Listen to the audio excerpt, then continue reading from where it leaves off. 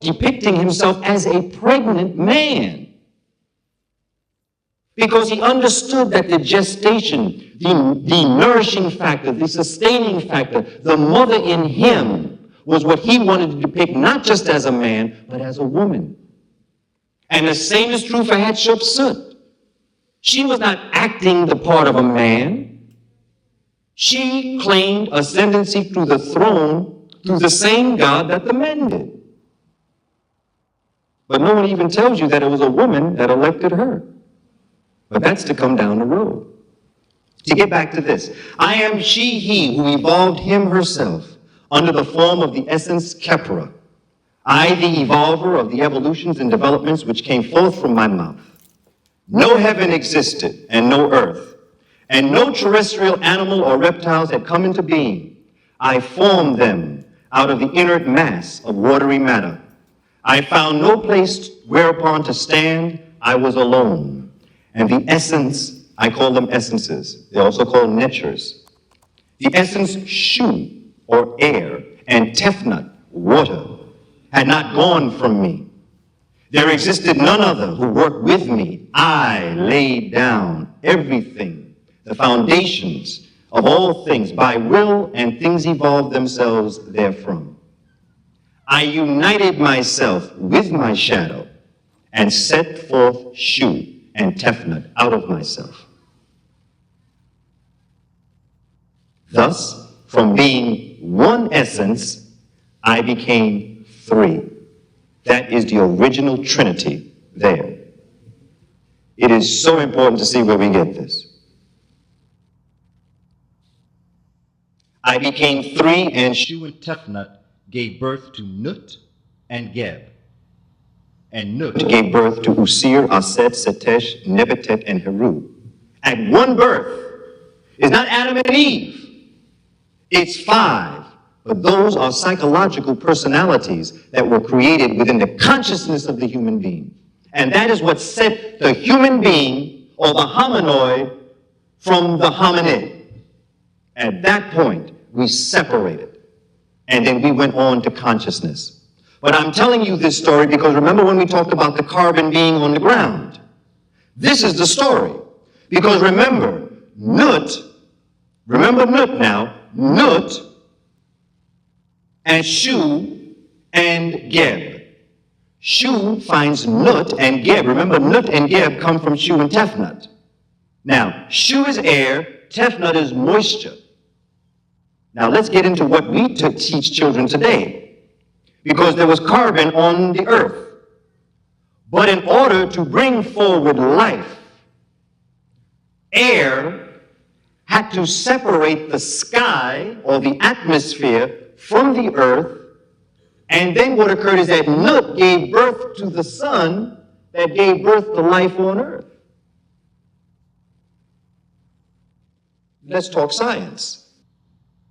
What happened is that air raised the carbon level higher up so that oxygen could come down to earth and give life. That's the same thing that we teach. This comes in a metaphoric story. I've seen this written in planetary science books. The same way I told you about air and carbon dioxide and all that is taught, you could teach this here the same way. It's the same exact story. The difference is that this is about 7,000 years older. And it's correct. When you look at this material and you understand what's happening, then you don't have a problem. Because look at the process. Look at what they're saying. Let's take the concept of Nun, Ptah, and Atum, and let's bring it down here on Earth. And let's look at the work of John G. Jackson and what John G. Jackson is saying. Because John G. Jackson says that this solar system was once a molten gaseous nebula. This nebula was rotating at enormous speeds. As the mass cooled down, it also contracted and developed greater speed. You're dealing with the law of opposites, the law of polarity. Within this, there's another key. Because remember, you have matter and energy, Nun, Ptah. Atum comes as consciousness and names 4 pair, or 8. But there are 9 planets. There aren't 9 planets. There are 8 planets. Pluto is a moon to Neptune. And the Africans knew it. How could they see out that far? You know, we still think Pluto is a planet. Pluto is no longer the furthest planet from the sun now, you know. Neptune is. Because Pluto now has turned around into Neptune's other atmosphere. And now Neptune is the furthest planet out, and Pluto is number 8. But Pluto's not a planet. And Western civilization thought it was a planet for years. Pluto's too small. Just the size of the 4 outer planets alone tells you that. The 4 inner planets are a certain size. You have Mercury, Venus, Earth, and Mars. Then you have these huge planets, Jupiter, Uranus, Neptune, Saturn. And then you have this little teeny thing out there next to Neptune.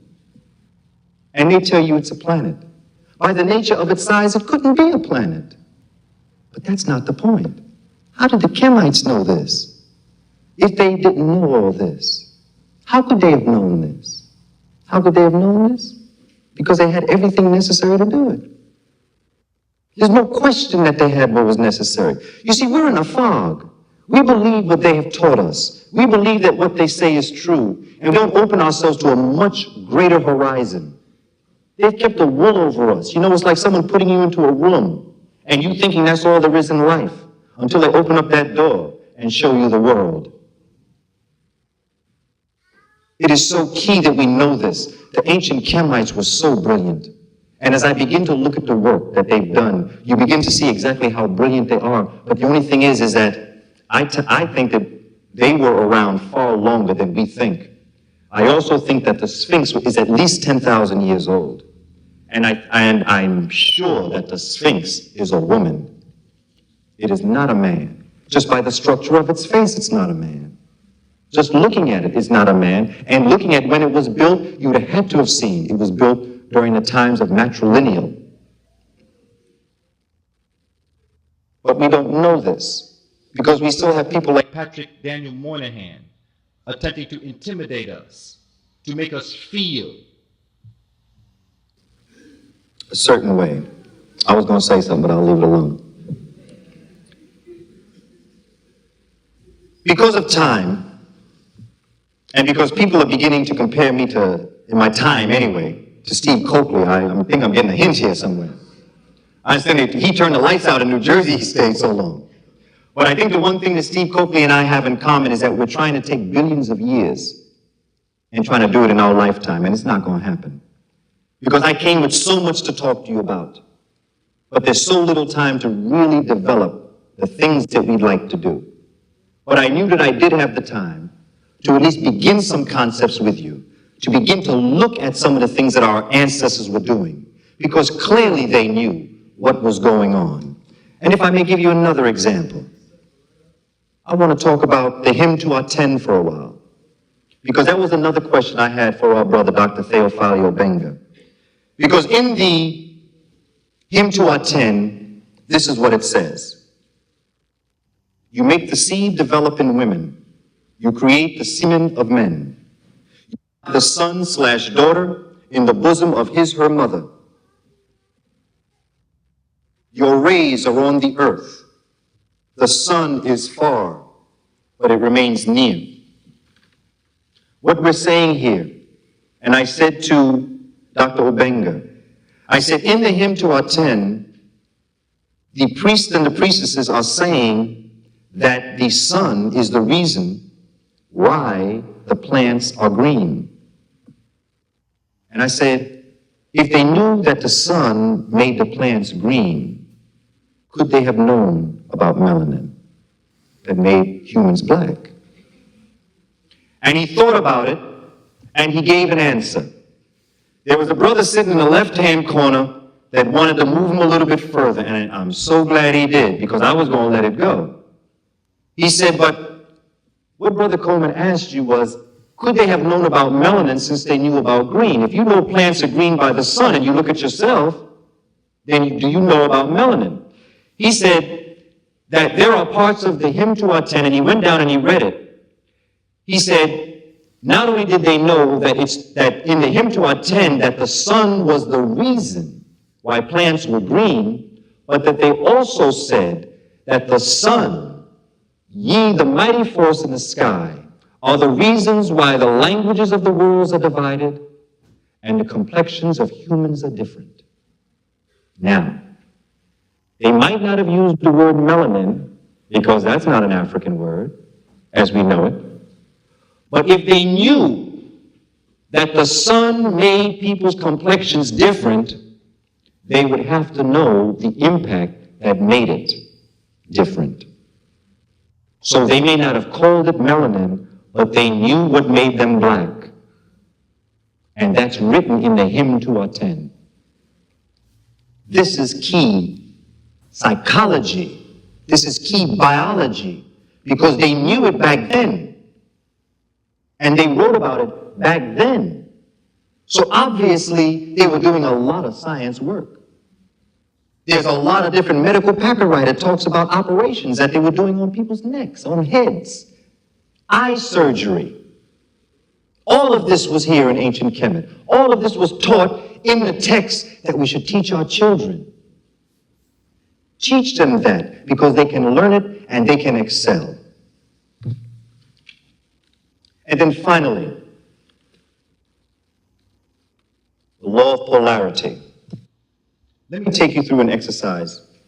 Because of the way in which we are here, I cannot write on the board. I'm very much into visuals. But if you have a sheet of paper and you would like to work this out with me, I ask you to draw a square.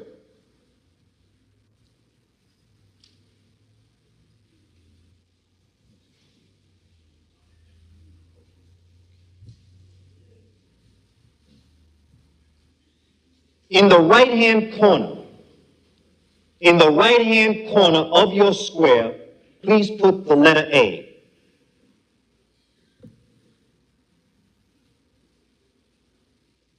Draw a square, and in the right-hand corner, put the letter A.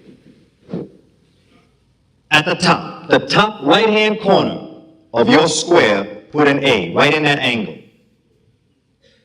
Inside your square, please draw a diamond, so that within your square, the diamond will touch each corner of your square.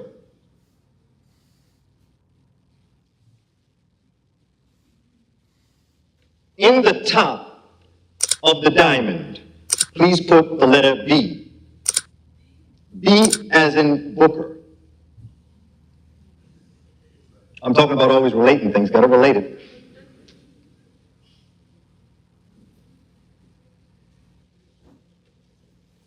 As you look your left-hand corner of your square, put C.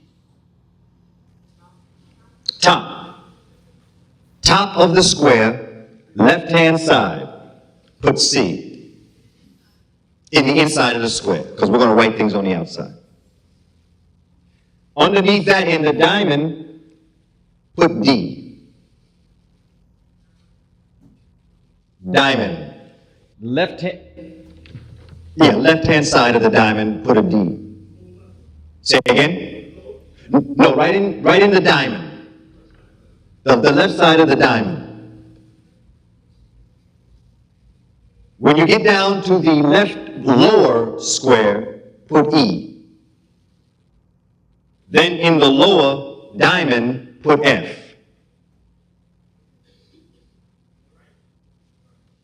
Bottom of the diamond, put F. And then in the right-hand side of the square, put G. And then finally end it in the diamond with an H. Now, everything that you need to know, and this is what I tell young people, everything you need to know in life is right on that piece of paper there. There is nothing that exists in our universe that's not going to be on that square when we're finished. One of the most important things in education, the object of education is to make things simpler. not more difficult. And the best teacher, like Malcolm, is someone who can take a complex issue and make it very clear. In A, the Kemites said that there are 4 elements on our earth. Fire, A, put fire by A. C, air.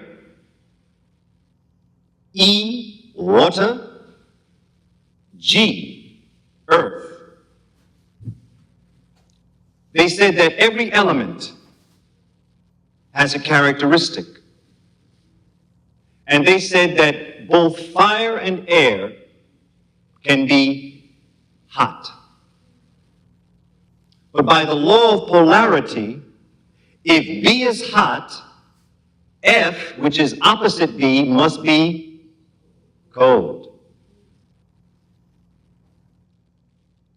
They then went over and looked at air and water. And they wondered, what can both air and water be? Wet. And by the law of polarity, that would be D. D is wet. By the law of polarity, if D is wet, you know that H is, and that is what both fire and earth can be. But they said this law of polarity is much too important to end it there. Because I think we can get some colors in here. Let's start with the primary colors. They said, let's make fire red. A is red. You know, when I first saw this in Stolen Legacy, I didn't understand this. When I began to look at it at a different point, then I understood it quite frankly. They said that air will be yellow, water will be blue, and guess what? No such thing as black on the spectrum. It's indigo. Blue-black. Because in the spectrum, things don't get black. Black is invented. It's the rainbow we're dealing with here.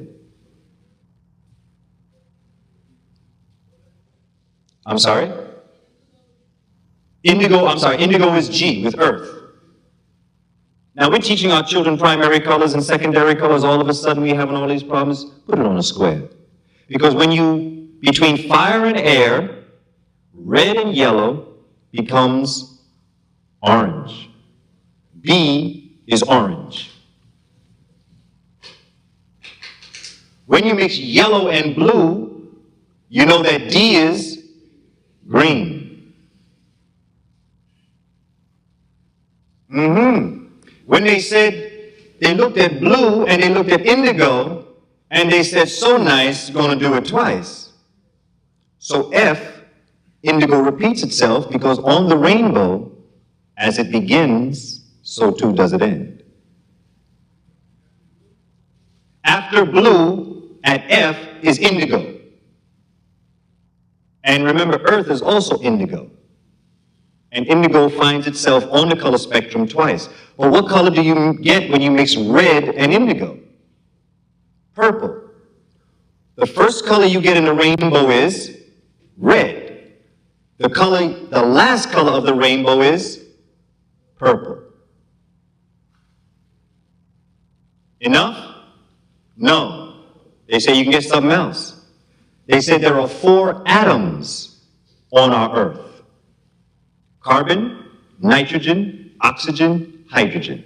4 major, main, irreducible atoms. Fire, carbon. Air, oxygen. Water, hydrogen. Earth, nitrogen. I'm sorry? Try it again. Fire is carbon. There are 4 atoms: carbon, oxygen, hydrogen, nitrogen. The fire at A, carbon. C, oxygen. E, hydrogen. G, nitrogen.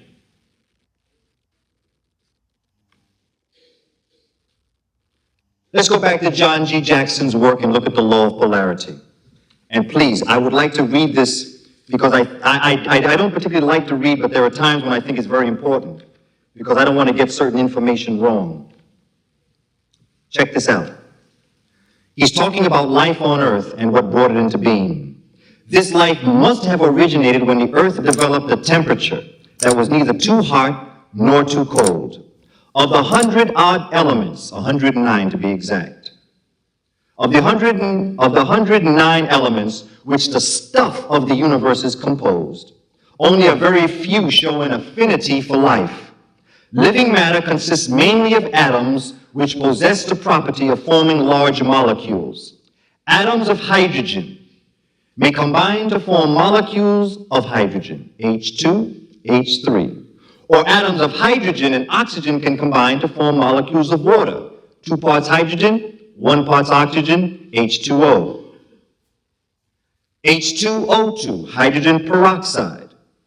But none of these compounds, nitrogen, hydrogen, oxygen, none of these compounds has more than 4 atoms per molecule.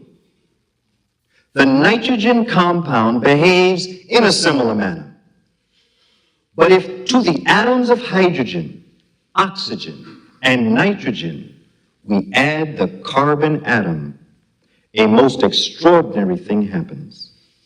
The atoms of hydrogen, oxygen, nitrogen, and carbon combine to form the molecules consisting of the hundreds and thousands of molecules of our Earth. Carbon is the mothership of life.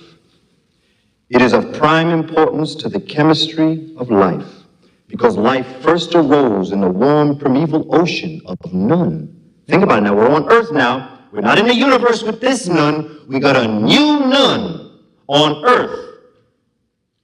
And in this Earth, 300 million years ago, there was only one huge continent on Earth.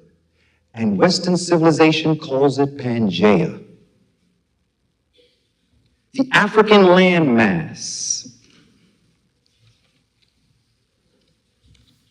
The African landmass was the original center landmass around which all the other continents were attached. And just as Ptah rose out of none, so too did the primeval waters of none bring forward the African continent. Africans knew geology. Pangaea is a Greek word. The Greeks got Pangaea from Ptah. And that when the ancient Kemites was telling the story of Nun, Ptah, and Atum, they saw that it replicated itself not just in the universe, not just in the solar system, not just on Earth, but in life. Because did not our consciousness rise up out of us, as all others did? The consciousness is what you're after. It's not that humans are important, it's that humans were the divine choice to become conscious. And we're losing that point because we are forgetting that there have been over 5 different human forms on Earth. And each one died out because of one thing, their inability to survive in their surroundings. Black folk, we got to know how to survive in our surroundings. This information is real. It is in our classrooms, and we can teach this. Just like we teach Pangaea, we can teach Ptah. It is so important that we begin to develop the different things that we need. But now let's wrap this up, because I could go on. I mean, we'd be here for hours, so let me just, oh boy. None. None is eternal matter, the waters of life. Ma'at is the path on which order and arrangement exists. Tehuti is Ma'at's mate. He is the knowledge that allows us to stay on her path. Ptah is eternal energy, the life in the waters, once dormant, sleep, even comatose. Ptah, the creator who fashions and cracks open the cosmic egg of the universe on the potter's wheel of universal eternity. Atum is the balance of matter and energy, the one from two, which equals harmony, which created Kepra Septepi, or the coming into being for the first time. Creative engagement within the continuing process of becoming for everything and all is part of the process. So, Tehuti and Hatshepsut. Tehuti says, somebody's got to turn on the light. Everything we need to see is in this room. Unfortunately, 500 years ago, somebody turned out the light. Hatshepsut says, what is the light, teacher? Tehuti responds, it is not what is the light, it is not who is the light. Light is the process of becoming. Light is Kakhet. Hatshepsut says, how can we find the light, teacher? Tehuti says, you must turn it on. Hatshepsut, but where is the switch? Tehuti, it is in your mind. The switch is your thoughts. Turn them on, and you will see everything and all, because 500 years ago, somebody turned out the lights. The first moment of creation, Kepra Septepi, created the process of becoming, and this eternal process orders and arranges all and everything. From within the mighty waters of Nun came what we know as today the superclusters, the galaxies, star systems, planets, Earths, animals, plants, everything and all going through the process of order and arrangement. The Earth was once part of the sun. Once the Earth was born through solar power. It began to exist through the light and heat energy that emanated from this mighty star. Solar power orders and arranges life on Earth by constituting and is Kepra Septepi. Our purpose on Earth is to, in the same as the Creator God, benevolent and peaceful, it is our task to return everything and all to the Creator in better condition than when she gave it to us. That is our charge. And that the Spirit, that is God, could not manifest itself to see itself by itself. So he created a process by which they could become conscious of their consciousness. They call this process Kepra Septepi. With this consciousness, they would be able to see for herself, for himself, him, herself. This process started unnumberable, immeasurable quantities of eons ago. However long the process, it continues. Processing the master plan, however long the master plan, it continued, planning a masterpiece. This masterpiece was to be the perfect balance of complementary polarities. Polarities when in harmony vibrate the very process of God. The power to ray or recreate him, herself. This recreation by the nature of the very law of life through heat had to be black. Though not seen by the naked eye, it was the color of the outer encasement of the masterpiece, the African man and woman, known today as the original human being. By the nature of life and through its process of becoming, Africa was the birthplace of humanity. To be born, nurtured, sustained, and above all, civilized. Humanity had to have had dark pigmentation, tightly curled hair, very thick lips, and wide nose. All the phenotypical characteristics that help civilization be born in inner Africa. It was brought north, south, east, and west after they got the job done right in inner Africa. This happened millions of years ago, And millions of years later, in other land masses and islands, Africans went, changed pigmentation. This now comprises our planet Earth. So what we're looking at and what we're attempting to do is to recreate, restructure, and restore African knowledge and dignity. And to do this, I would like to end with, again, our brother Bob Marley, when he says, through the mystics of tomorrow, have no fear or sorrow. The fight against the Rasta man is a world of confusion. It's a world of confusion in order to force the devil's illusion. But the very stone that their builder refused shall be our head cornerstone, because we've got something they can never take away. And that's the fire that's burning down everything. It's burning down everything, and we must feel the fire, because only the birds have their wings. This is no time to be deceived. Won't you help to sing our redemption song? Because we refuse to be what they wanted us to be. We are what we are, and that's the way it's gonna be. Because if you don't know, you can't educate us for no equal opportunity. Because we're talking about my freedom, our people's freedom and liberty.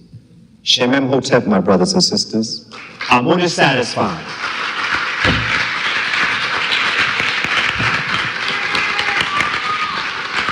Professor Booker T. Coleman.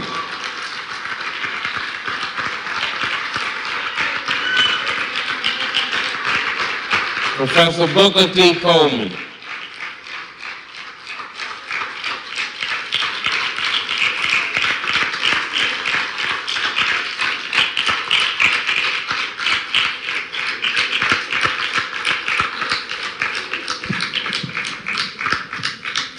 Professor Coleman, thank you very much. Let's hold hands. Everybody is getting ready to run out of here. Turn around.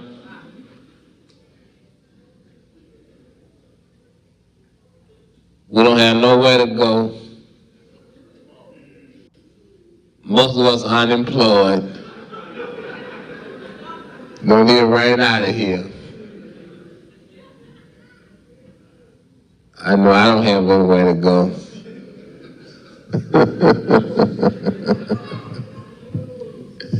Repeat after me. We're the African people, robbed from our homeland, robbed of our names, our languages, our culture, our religion, and our self-respect. But we shall rise, never to fall again. Up, ye mighty race, we can accomplish what we will. No justice, no peace. No justice, no peace. No justice, no peace. Okay, everybody, tell them you'll see them next week, starting at 6 o'clock, Emily Benn.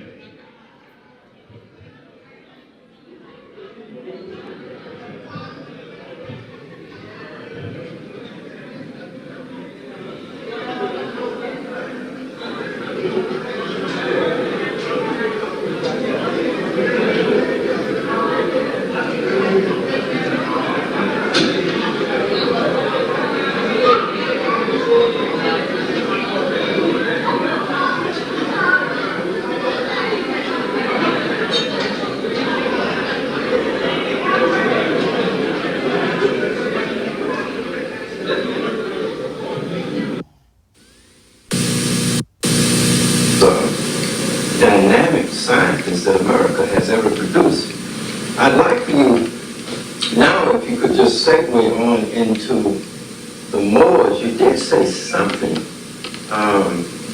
that I found very important. You said something about numbers. We invented the numbers, but the Europeans always say that the Arabs invented the numbers. Isn't that what? Well, sure, yeah, we've heard that. But the reality of it is that numbers have always been around us. And when you go into the most ancient of civilizations, numbers play a very important role in the development of the civilization. And numbers are used for a lot of different things, and then mathematics becomes a manipulation of numbers. But numbers are a very spiritual essence if you understand them and if you bring them into consciousness a certain way. When we look at the Moors and we look at history, when we look at ourselves as a people, one of the things that I try to do is find, as we said about Professor Clark, giving us an understanding of the philosophical underpinnings is, how did we get here? There are three questions that I always ask that we should be able to answer. Who are we in this world? Where are we in this world? And how in the world did we get here? And if you can answer these three questions, that will cover, and there are other questions to ask, but these three questions fundamentally will get you at least to the point of consciousness. As an African people in 1999, as this is being done, August, it is important for us to understand, how is it that I am standing where I am and you are where you are? How did this happen? And it makes no difference what background you are. But as an African person with Native American ancestry, I ask myself this question. And what I come to realize is that for me to understand where I am today, I have to understand what happened in October of 1492 in the Caribbean area, this area here. But for me to understand what happened here, I've got to understand what happened in Spain, January 2nd, 1492. If I may come over to the larger piece, this is a map of Europe. This again is a relief map. I purposely have this slanted because this is a larger version of Al-Andalusia, or Spain and Portugal, but this is it on the map here. Let me see that again. This version here. This version here is this here. The Pyrenees are here, the Pyrenees are here. So the top of this right here is basically right here. And then here come the Pyrenees, and then here comes Spain, and Portugal is over here. As you can see, this is the same place. There's no reason why this should be different. But because of the nature of what happened in this part of the world, there are different changes, but the language structurally is basically the same, but there are differences basically also.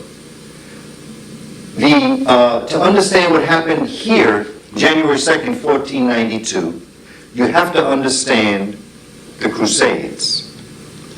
And to understand the Crusades, you have to understand the Moors. So to look at the whole thing, backtracking it, to understand who we are, where we are, and how did we get here, you have to understand the Moors.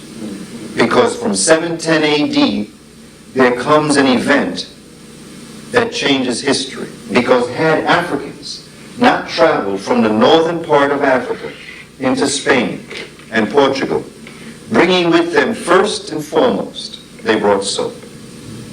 Second of all, they brought what we today call alcohol, which, well, they called it alcohol, we today call it alcohol.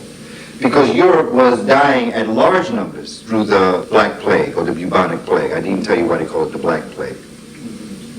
And what the Moors did, what Africans did over a period of a couple of centuries, was brought the remedy, the prescription, that would heal them, and then set them on a path to destroy the world that came in and save them. And it's important that this make a step-by-step common sense, and that there is no emotion tagged into what it is that I'm saying, that this be, it can be passionate but not emotional. Because there are things that I'm going to say that some people are not going to like. But it's important to say it so that we can understand the predicament that we are in today. And I encourage you, first of all, let us look at certain books that might be of great interest to you. The first book that I'd like to draw your attention to is the book that was edited by Dr. Ivan van Sertima, a brilliant book called The Golden Age of the Moor. It's a very good book. It's a very important book because what I like about Dr. van Sertima is that he brings the greatest minds together and forms essays on themes and topics. This one happens to be the Moors, where he's brought a great deal of talent. And there's a lot of talent here, but there's one particular brother that I tend to quote a lot. And I want that to be understood, that much of my quotations come from Dr. Jose Pimento Bay, who is a brilliant brother and who's brought a lot of knowledge of the Moor to us. And much of what I have studied comes out of many of the pieces that he has developed. Because before we get into other books, we really have to start with our own. Because once you're grounded in an African perspective, then whatever they say about you is understandable. Because from this book, I then would encourage you to get the book that Dr. Joseph Ben-Yikin is always talking about by Dr. Stanley Lane Poole, called The Story of the Moors in Spain. This is a very good book. This picture, by the way, is the one that stands in the Philadelphia Museum. This is the one that you may see a lot of pictures of. This is a Moor, and this painting was done in Spain. So this brother, if you want to really get to it, he is Spanish. Spanish in the original sense of the word. He is a descendant of the Moors. And that's what the Moors look like. I know so many brothers look like that.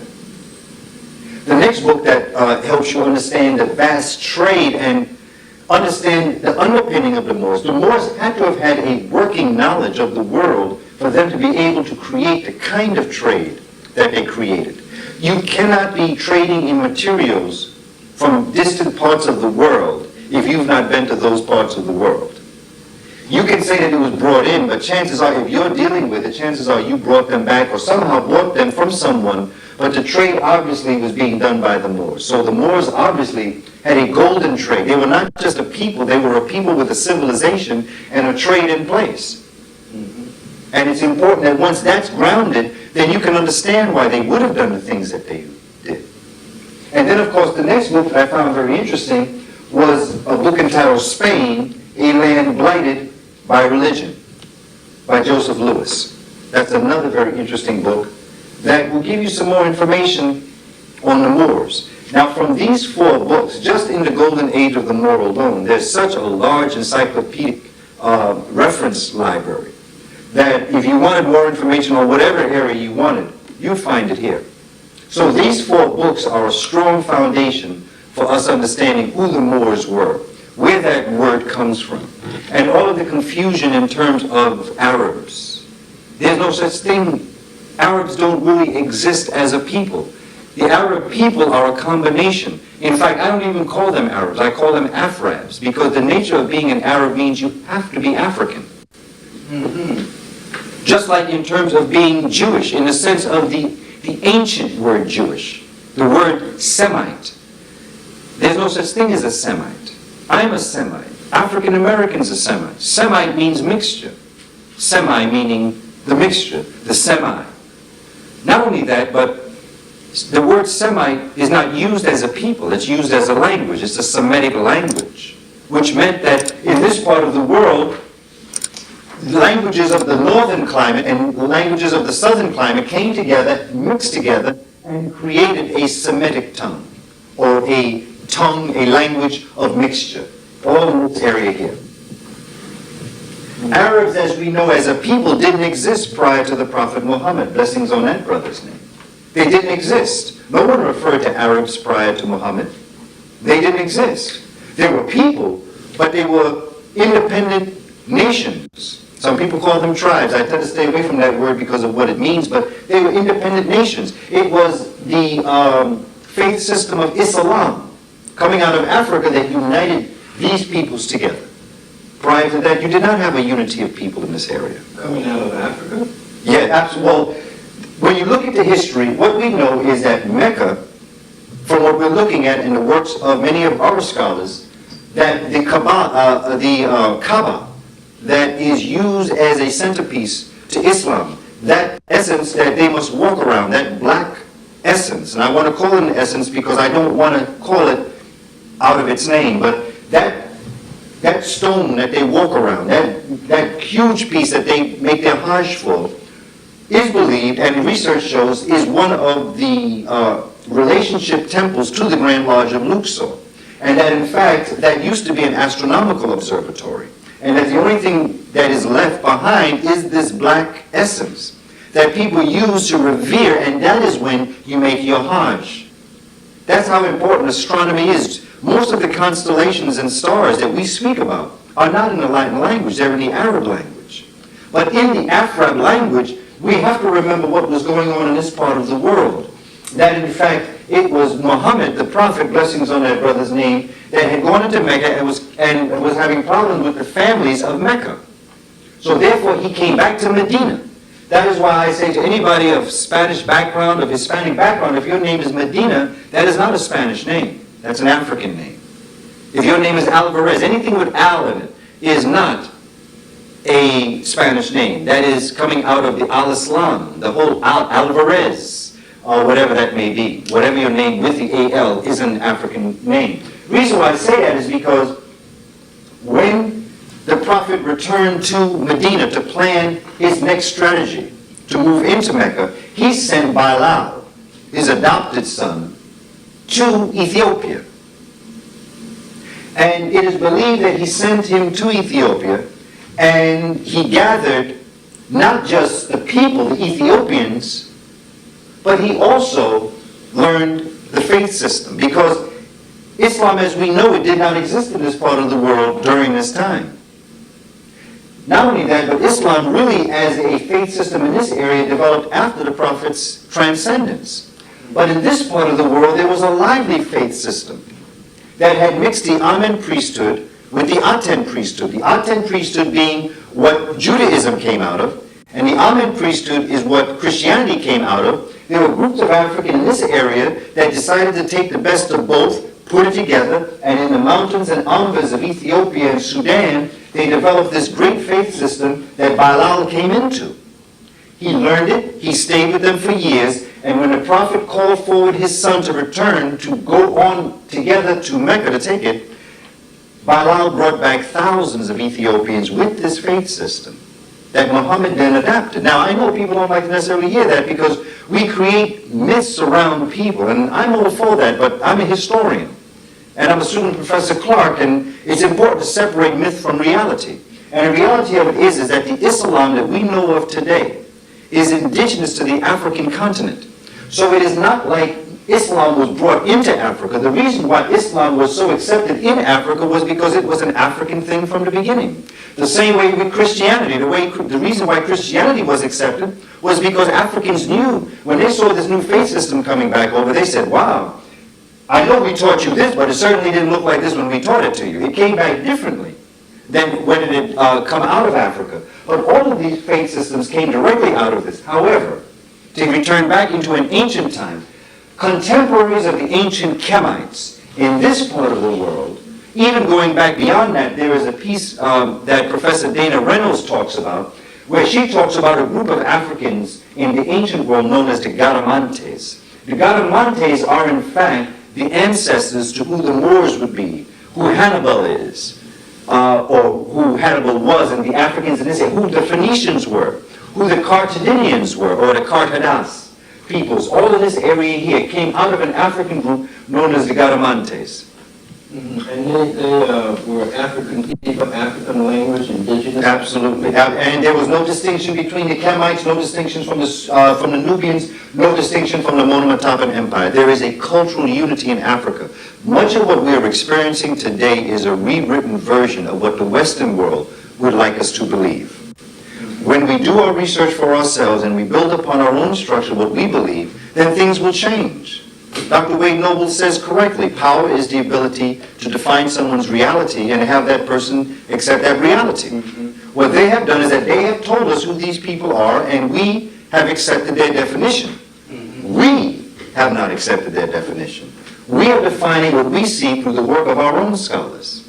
And it's not just one person, because I'm not the kind of person or the type of teacher who depends on just one person to say it. I'm the kind of person I need to see 3 or 4 other people say it, maybe not the same way, but somewhere along the same lines. There is no question that the Moorish empires were all African, and if you wanted to see what a typical Moor looked like, go and see what someone from Senegal looks like, because one of the major nations that came out of the Garamantes was known as the Zenaga. And this is something, again, that the golden age of the Moor will bring out. And the Zenaga, linguistically, are the Senegal. So if you want to see what a Moor looked like, Look at a Senegalese person, and if you don't know a Senegalese person, go find a picture of a man by the name of Dr. Sheikh Anta Diop. Even Alex Haley's ancestors, coming from this area of the world, the Senegambia, they would be what the Moors look like. Not necessarily Alex Haley, because he, of course, being an African American, might be impacted by other cultures. We're dealing with the original cultures. Kunta Kinte was a Moor. That whole system here, these are the Moors in here.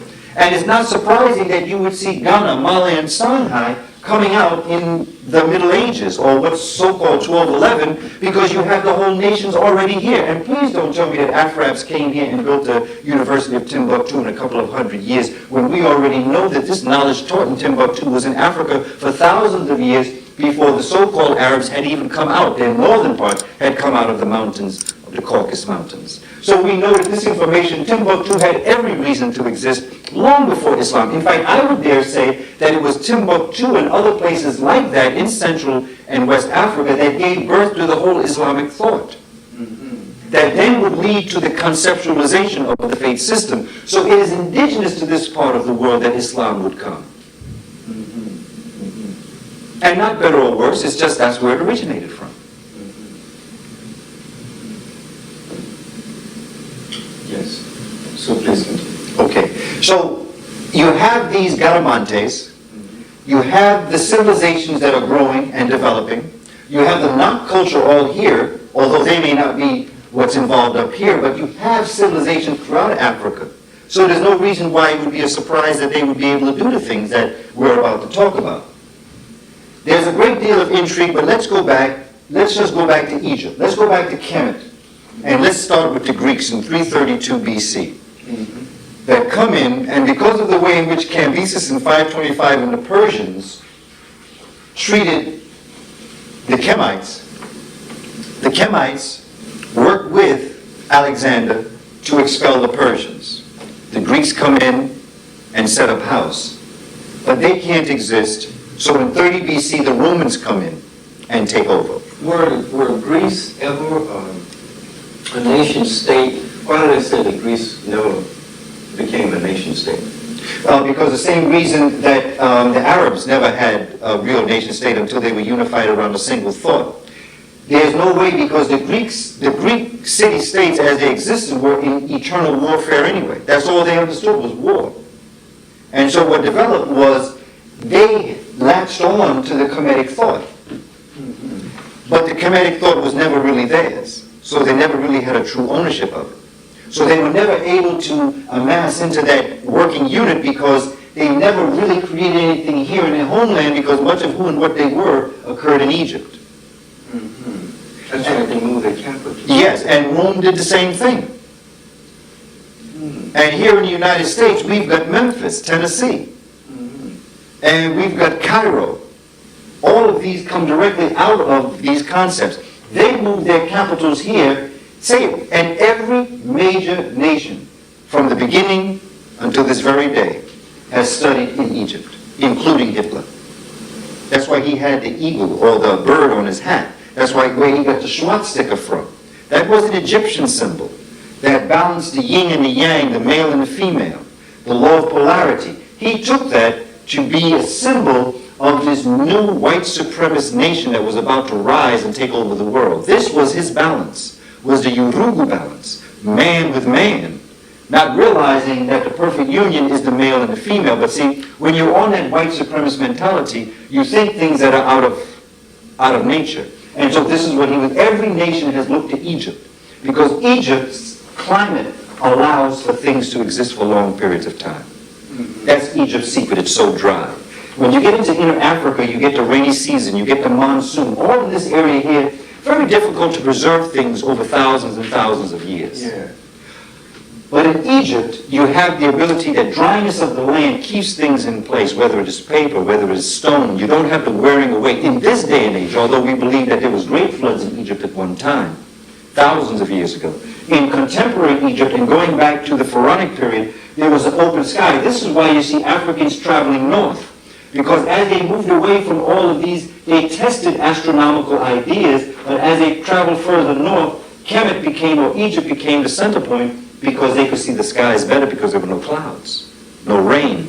So it's like if you and I are trying to find a better way of looking at New Jersey, and we keep moving up and up. We move from Brooklyn to Manhattan. That's not a good view. We go to the Bronx, and all of a sudden we have a great view. We're the same African that was in Brooklyn, same African that was in Manhattan, but because of why we were moving the way we were, we find ourselves in the Bronx. But we're moving because we have a specific agenda, and that was to see the skies better. Because the better we saw the skies, the better we understood the earth. The better we understood the earth, the better harvest we'd have. The better harvest, the better we would eat. The better we eat, the better we think. The better we think, the better we would develop our culture, our civilization, and our nature. So there's a direct relationship between wisdom and survival. And this information gathering and coming up from this area here, then the Romans, again, we have, and now that we have the map of Europe, what we have here is that coming out of all these areas here, Norway, Sweden, Finland, Germany, particularly Germany, up in this area here, you've got these barbarian tribes coming down, and the Roman Empire talks about this. The Roman Empire talks about these northern blondes that coming down, they're dirty, they're ill, but they're very violent. They have no culture, they are offering nothing. These Germans, these northern Germans, are the ones that come down beyond the mountains, go through all this area here and start taking over. This is when the lighter complexions start coming, because even here you don't have so many people who are that light complexion. So you have all these people coming across, and then finally they come down into this area. The Visigoths and Vandals are traveling west. The Ostrogoths travel east into Italy. So the Ostrogoths are who the so-called Othello is doing battle with in Venice. What period are we talking? Well, right now we're talking about anywhere between 332 and 525 AD. We're talking in the 500s now. This is when Spain is being taken over by the Visigoths. The 525s, the 530s, going even further. Beyond, give or take decades. I'm afraid of dates because of the nature of the politics of dates. But we do know it's after 332 AD, and we know that it is the cause of the so-called fall of the Roman Empire. Not only because of its own internal destruction, but because of barbarians coming through and destroying everything that are in there, that's in the line of sight. And then they find themselves down here in Spain. Now point out the areas that had civilizations, in Europe at this time that had buildings and culture and religion. You really don't have too much of that. We're talking about European Dark Ages.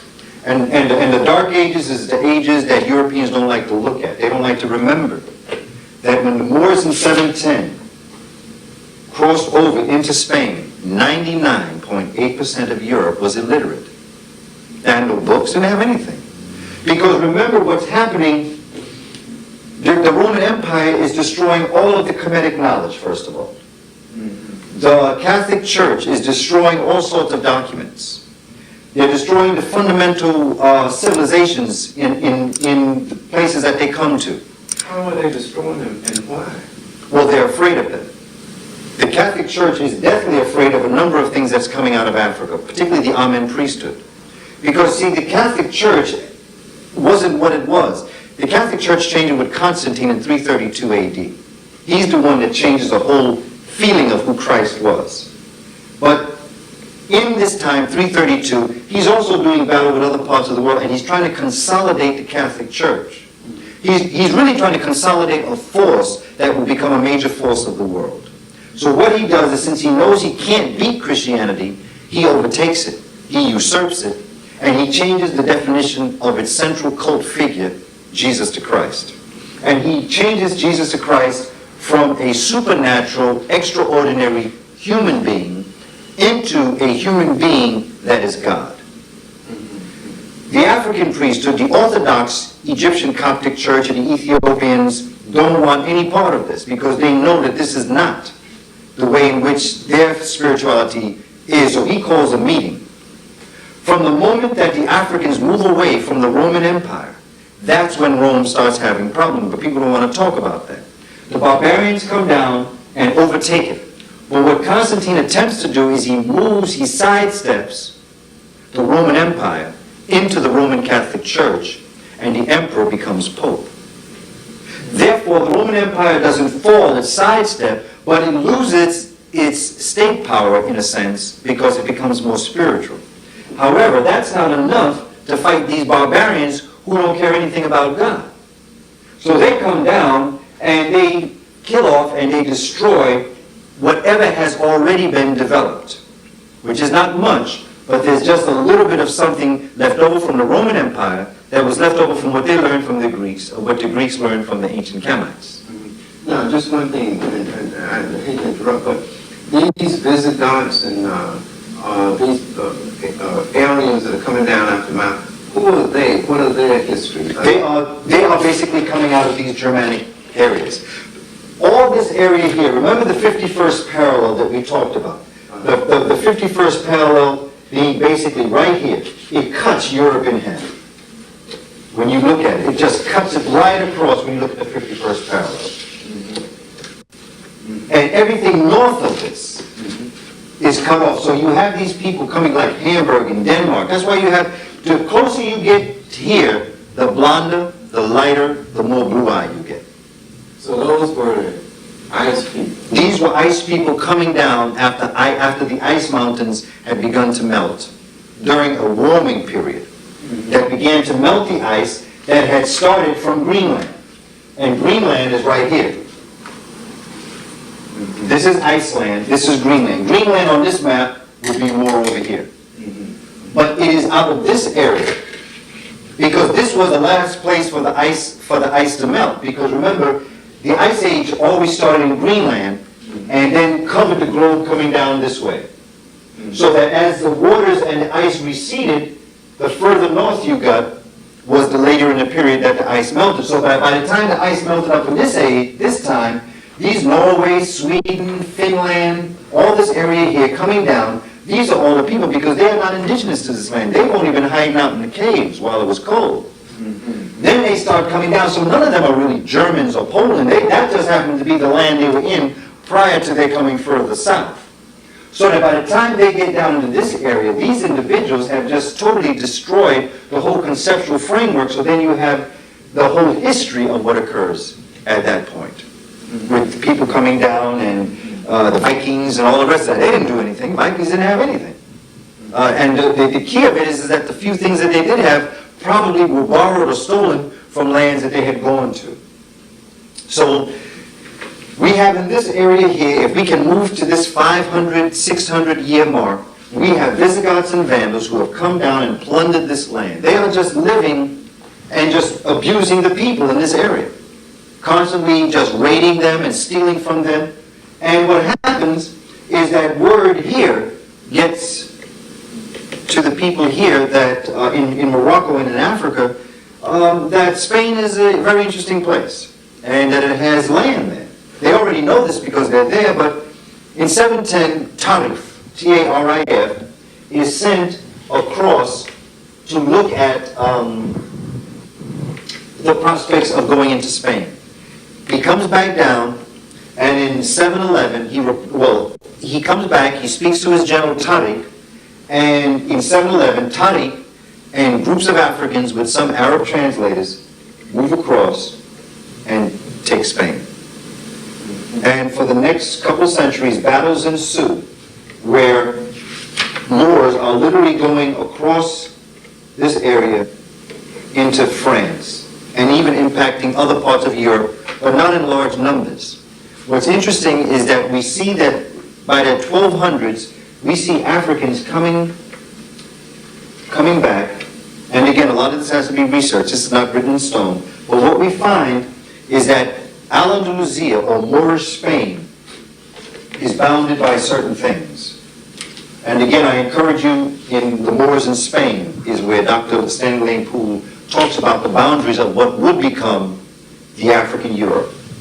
And what he looks at is he looks at what is known as the northern boundaries is what is known as the Montañas or Sierra de Guadarrama, in this area right here.